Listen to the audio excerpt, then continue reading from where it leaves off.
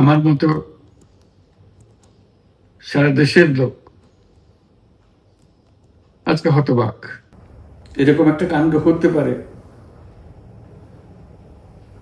আমরা কেউ কল্পনা করিনি, কারো ধারণার মধ্যে ছিল না। কিন্তু এই অবিশ্বাস্য জিনিস আমাদেরকে হঠাৎ করে গ্রহণ করতে হয়েছে। মাইলস্টোন স্কুল অ্যান্ড কলেজের যে দুর্ঘটনা, প্রশিক্ষণ বিমান বিধ্বস্ত হয়ে এই কচি শিশুদের উপরে ঝাঁপিয়ে পড়ল, আগুনে পুড়ে মরল। মা বাপদের আমরা কি জবাব দেব? কি বলবো তাদেরকে? আমরা নিজেদেরকে তো জবাব দিতে পারছি না। অজানা শিশুদের মুখ সবার চোখে ভেসে উঠছে। সারা জাতি হতভম্ব বা ক্রুদ্ধ। শোকাহত বললে খুব কম বলা হবে। এই দুর্ঘটনার রেশ এখনো কাটেনি। এখনো লাশ আসছে হাসপাতালে, এখনো হাসপাতালে মারা যাচ্ছে। মা বাবা এখনো খোঁজ নিচ্ছে আমার সন্তান কোথায়, তাকে আর কোনোদিন চেনা যাবে কিনা। যাদের লাশ দেখছি তার মধ্যে আমার সন্তান আছে কিনা পৃথক করার তো কোনো উপায় নেই। এরা আমাদের সবারই সন্তান, হঠাৎ করে চিরদিনের জন্য চলে গেল। আমরা অবশ্যই তদন্ত করব, তদন্ততে তারা ফিরে আসবে না। আমরা চিকিৎসার ব্যবস্থা করছি, সবাই ঝাঁপিয়ে পড়েছে।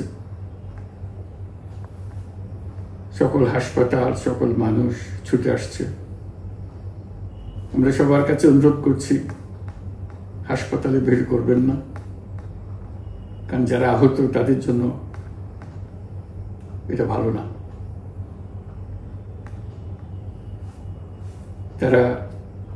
তাদের শরীরে রোগ প্রতিরোধের শক্তি নেই। আমরা ভিড়ে থাকলে আমাদের শরীর থেকে কি রোগ তাদের মধ্যে ছড়িয়ে পড়বে তা বলা মুশকিল। কাজে দূরে থেকে দোয়া করেন সবাই। আমরা বাবা মা আত্মীয় স্বজন সবার কাছে আমাদের সহানুভূতি জানাচ্ছি।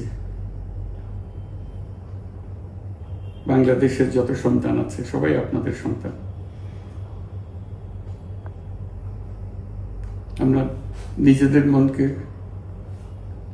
সান্ত্বনা দেওয়ার চেষ্টা করুন। আমরা সবাই নিজেদের মনে সান্ত্বনা দিচ্ছি, কিন্তু আপনাদের সান্ত্বনা বিরাট ব্যাপার।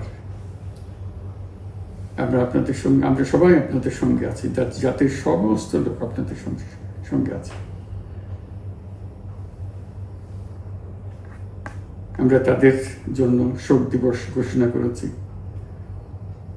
আগামীকাল শোক দিবস। আমরা সবাই মিলে তাদের কথা স্মরণ করব, তাদের আত্মার শান্তি কামনা করব। আজকে থেকে সবাই তাদের আত্মার জন্য, তাদের রুহের জন্য মাগফিরাত কামনা করব।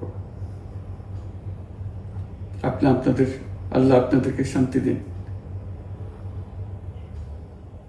আমাদের জাতির সবাইকে, যারা এই দুর্ঘটনায় বিধ্বস্ত, সবাইকে আল্লাহ শান্তি দেন। তাদের জন্য দেশবাসী সবাই আমরা দোয়া করছি। আল্লাহ এই শিশুদের জান্নাতবাসী করে।